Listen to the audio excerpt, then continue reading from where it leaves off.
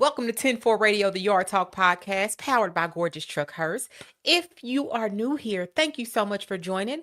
I am Mia Robinson, a transportation professional with 24 years of industry experience, a DOT safety and compliance trainer, CDL state examiner, and the founder of Gorgeous TruckHers. So listen, today we're talking about a topic that's real, relevant, and in my opinion, long overdue. We're diving into the conversation around why CDL alone, why a CDL, should I say, alone is not enough anymore. Why training matters, why safety matters, why some drivers are being put on the road without enough preparation, and why, in my opinion, we also need to stop putting all the blame on drivers while ignoring the carriers that hired them. I said it. So before I start, this topic alone gained a lot of attention after discussion at the Truckload Carriers Association annual conference in Orlando, where FMCSA Administrator Derek D addressed the industry. And then I also seen an article by, I believe it was Rigo Diaz, wrote an article that helped put those concerns into plain language. So there he goes. So this here is Derek Bars. Kudos to you. So if you care anything about safety, accountability, training, and the future of the industry, please don't go anywhere. We are definitely about to dive into it. And before I get all the way started, because y'all know I will go all the way in, please make sure that you like, share, and subscribe to 10-4 Radio, the Yard Talk, on all podcast platforms. That's Apple Podcasts, Spotify, iHeart, YouTube. Also, make sure that you go follow Gorgeous TruckHers on all social media platforms.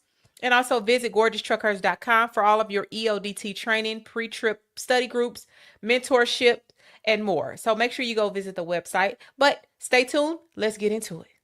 You're listening to the 10-4 Radio with Mia. 23 years in the game, still shifting gears, still dropping gems, and still Gorgeous TruckHers strong. Before we start, do me a favor and lock in with the show. You can listen to 10-4 Radio, the Yard Talk podcast on Spotify, iHeartRadio, Apple Podcasts, and Amazon Music. Follow me on TikTok, Instagram, and Facebook at Gorgeous TruckHers, and subscribe on YouTube at 10-4 Radio, the Yard Talk. Now, welcome to 10-4 Radio. I'm your host, Mia, or as most call me, your favorite trucking auntie. Let's get into it.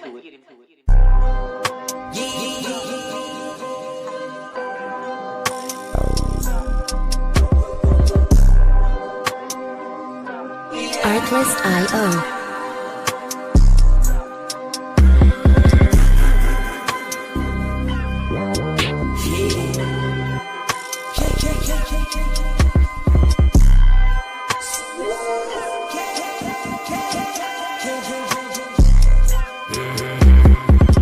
Licensing. All right, y'all. So welcome back to 10-4 Radio, the Yard Talk, powered by Gorgeous TruckHers. So today we're getting into something that needs a whole lot of attention in trucking. There's been a long-standing problem in the industry where people treat a CDL like it's the final proof that somebody is fully prepared, trained, and just fully safe. So as you can see, the topic is CDL isn't enough. So why carriers need to stop hiring unsafe drivers. And so we know that just because you get a CDL, that you're not ready, you're not considered just a great driver just because you got the CDL. We know that's not true, right? A CDL may show that somebody has met the minimum standards. Keyword, minimum standard, to get through the process, but it does not automatically mean that you got quality training. It does not automatically mean that you know how to back safely, right? It doesn't automatically mean that you know how to manage space, communicate professionally during an inspection, recognize hazards early, or make solid decisions under pressure. Decision making is a big part of getting into this industry. We've seen people make horrible decisions that has cost people's lives. U-turns where they shouldn't be making U-turns, lane changes when there's apparent, obviously not enough room for the truck to fit, just different things like that. And that right there is the part for me that people keep skipping over, right? So the bigger conversation around this topic, it picked up traction, like I said, after FMCSA Derek D spoke at the Truckload Carriers Association and annual conference this month, where industry concerns around enforcement, education, and safety were front and center. So there was an article also written that helped push that discussion further by breaking down why carriers should not rely on the CDL alone when hiring drivers. And honestly, I agree with it. I agree with the heart of it, because this is bigger than paperwork. This is bigger than hiring. And this is definitely bigger than checking a couple of compliance boxes. This is about public safety. So I'm not going to read you the whole article word for word, but I do want to read the heart of what was said, because I really think it matters. So basically, it pushes the point that carriers need to stop treating a CDL like the final proof that a driver is fully road ready. It focuses on the idea that before hiring, carriers should look deeper into things like where the driver was trained, that part, where the driver, whether the driver can communicate effectively during an inspection and real world operations, and whether that CDL reflects actual competency, right? Not paper qualifications. Does the driver really understand their job? And to me, that part stood out, because for years, many of us in safety and training have known there is a difference between having a CDL and being ready for the road. Those are not always the same. Those are not always the same. So from a safety standpoint, this is exactly why I agree with the overall message.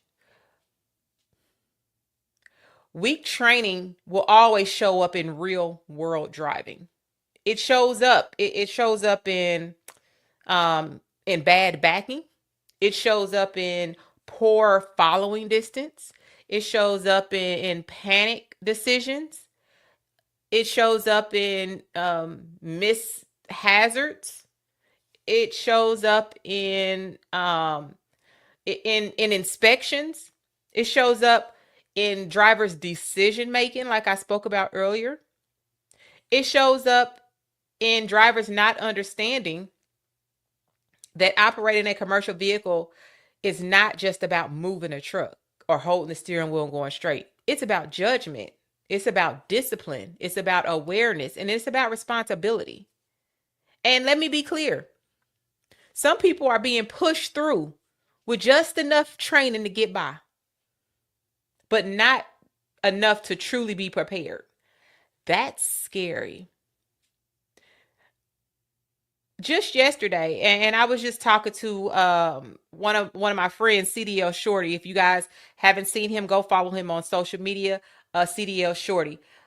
He's always advocating for drivers. So him and I was having a conversation. There was a accident where a trainer was driving and flipped the truck. He did a video from inside of the truck while still being on its side, with him still hanging in the seatbelt and his trainee also being over there. And what was concerning was he was laughing about it, as if that was a joke, as if flipping a tractor trailer was funny. And the fact that he on the side, flipped over on the side, the first thing you did was get your phone? Or did he already have his phone in his hand? Hmm. But there was the lack of concern, the lack of understanding that it was a safety risk. Luckily the truck didn't flip on another car or hit anybody, or it was just the funny part. Like, I didn't understand what was funny. And CDL Shorty and I was both kind of on the same page, like, what's funny? And even today, he was making jokes about it. He has a neck brace on and he did a video. It was literally content for him. And these are people that have CDLs. Now, another concerning thing was, I'm going to have to go fact check this, but I believe, if I recall in the video, he mentioned, this is what I was getting ready to tie into this. He mentioned that he told them he didn't want to be a trainer. He told them he didn't want to be a trainer. And he's a trainer. So, why? Why is he a trainer if he told his company that he didn't want to be a trainer? This is what just filling seats. This is why just filling seats is dangerous. This is not one of those jobs where good enough is good enough, right? Like, when training is weak, crashes happen. And this is a prime example of that. He told his company he didn't want to be a trainer, yet he's a trainer training somebody.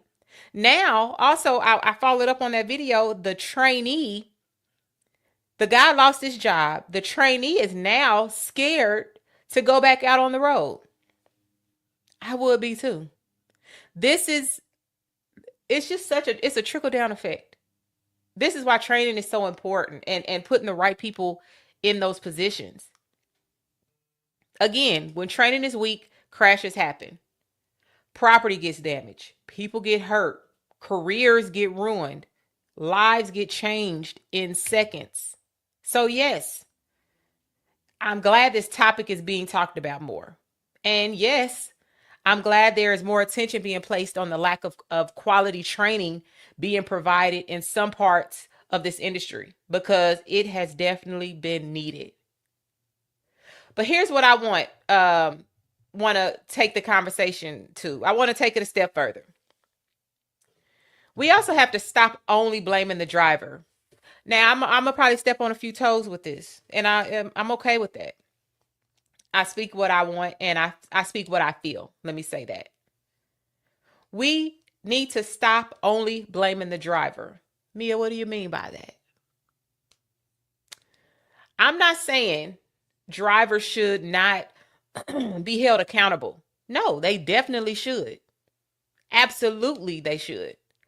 But what I am saying is accountability cannot stop there.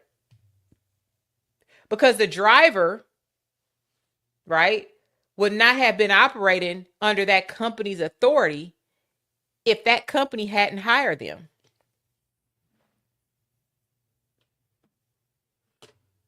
So if a carrier hires a driver they know is undertrained, unsafe. Oh, and speaking of unsafe, going back to the video I was talking about, the driver, the trainer, had already had a few accidents prior to this. Just wanted to go back and make reference to that. So it was leading up factors to this accident. So the carriers hire drivers that like I said are undertrained, unsafe, inexperienced, beyond what they can safely handle, or clearly not ready. Then the carrier owns part of the problem too, right?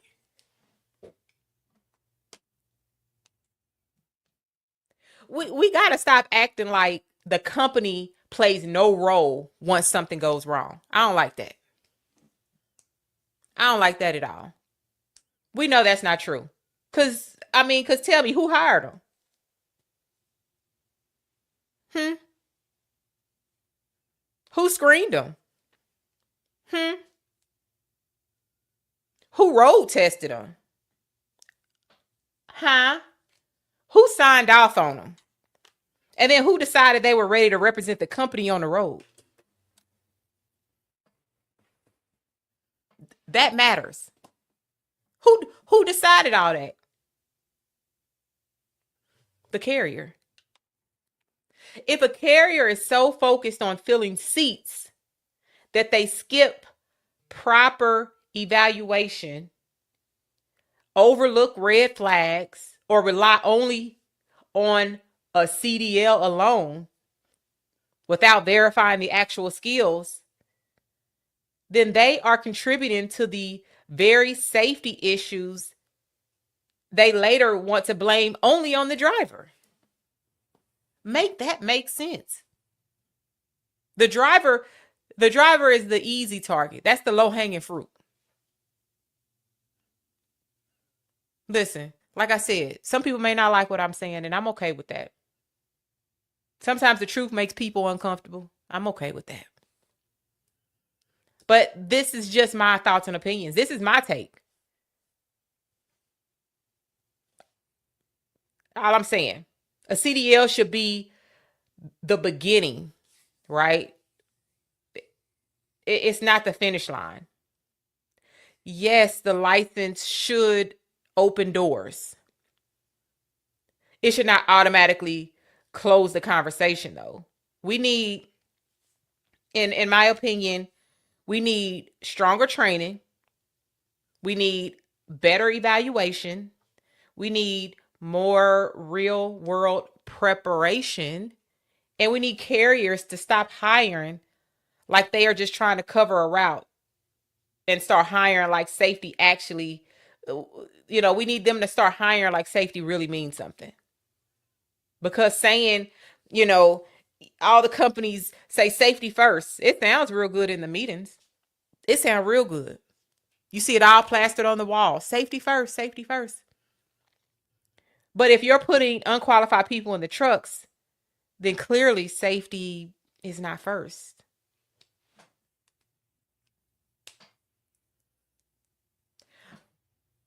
Again, if you're putting unqualified people in trucks, then clearly safety is not first. That part. And I think that's what a lot of people are tired of. There's a lot of great truck drivers, but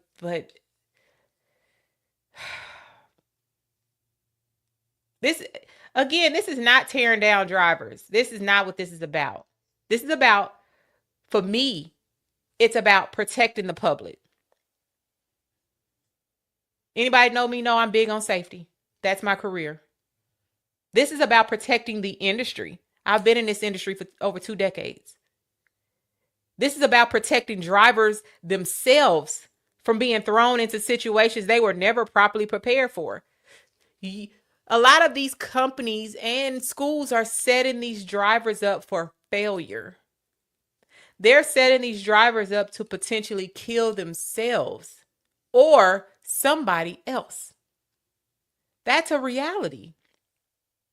So again, this is about protecting the public and about protecting the industry. Because sometimes the failure started long before the driver ever turned the key. It started with poor training. It started with weak standards. It started with careless hiring. It started with a company deciding that having a body in the seat mattered more than having the right person in the seat.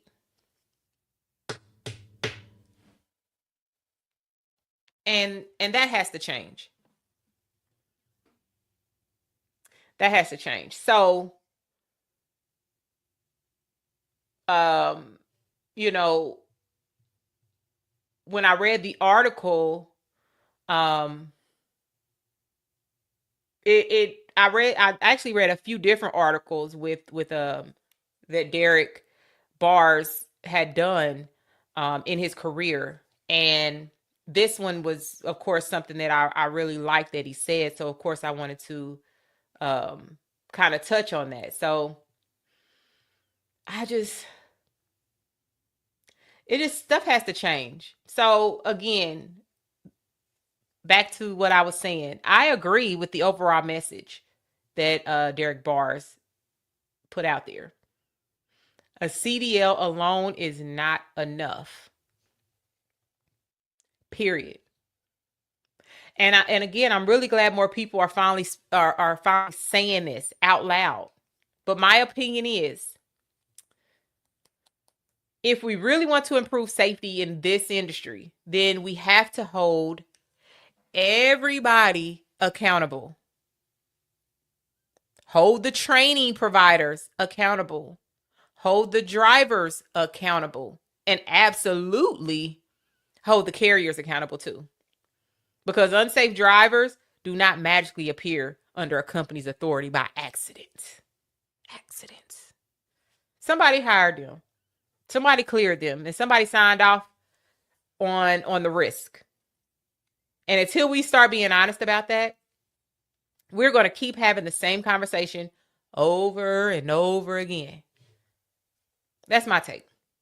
So I'm going to go ahead and end this. Let me know what y'all think. So my question to you guys, do we need more accountability placed on carriers when it comes to hiring unsafe or undertrained drivers?